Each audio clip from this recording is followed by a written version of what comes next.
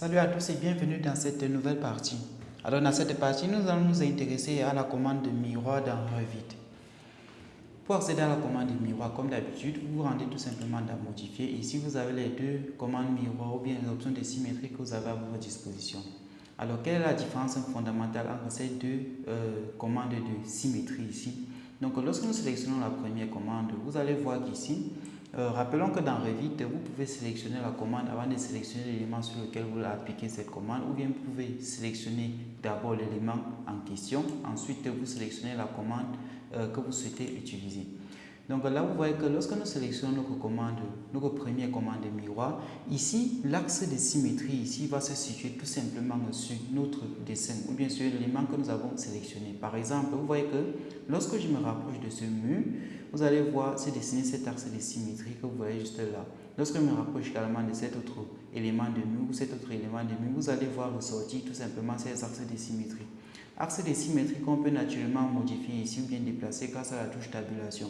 Alors le déplacement de ces axes de symétrie vont se faire uniquement suivant les différentes couches de notre mur composite. Comme dans ce cas, si nous travaillons avec ce mur composite là. Donc par exemple, si je veux déplacer cet axe de symétrie vers la face extérieure de mon mur, je n'ai qu'à placer mon curseur au niveau de la face extérieure et j'appuie sur la touche tabulation.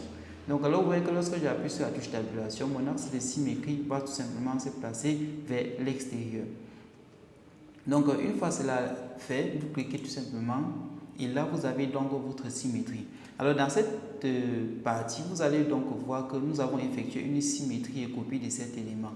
Alors lorsque nous sélectionnons cet élément, par exemple ces deux éléments, et que nous réactivons notre première option de symétrie, vous voyez que là nous avons ces petites cases ici. Alors cette petite case ici va nous permettre d'effectuer des symétries et copies ou bien des symétries sans copie. Selon que nous ayons coché ou pas cette case. Dans le cas précédent, cette case était cochée, mais dans cette case, c'était cochant par exemple cette case et effectuons une fois de plus la symétrie de cet élément par rapport à cet axe par exemple. Alors lorsque nous cliquons là-dessus, vous voyez que nous avons tout simplement une symétrie sans copie de l'élément que nous avons sélectionné. Maintenant, nous allons nous intéresser à la deuxième option de symétrie. Il s'agit tout simplement de cette autre option-ci. Donc là, nous sélectionnons par exemple notre élément comme ceci. Nous sélectionnons cette option de symétrie. Là, vous avez également la possibilité d'effectuer une symétrie avec copie ou une symétrie sans copie, comme vous le voyez, d'une sorte de duplication symétrique. Alors la différence entre cette option de symétrie et la première option, et la première commande de symétrie, c'est juste qu'avec ces commandes ici, vous avez la possibilité de choisir librement votre axe de symétrie. Donc, comme vous pouvez le voir, au niveau de la barre d'état, qu'est-ce qu'on me demande? On me demande de choisir un point de départ pour l'axe de réflexion. Par exemple, je peux choisir ce point comme ceci. Et là, on va nous demander donc de choisir un point d'arrivée naturellement pour l'axe de réflexion. Donc, lorsque je clique juste là, vous voyez que nous avons une symétrie de cet élément sélectionné par rapport à l'axe que nous avons construit précédemment.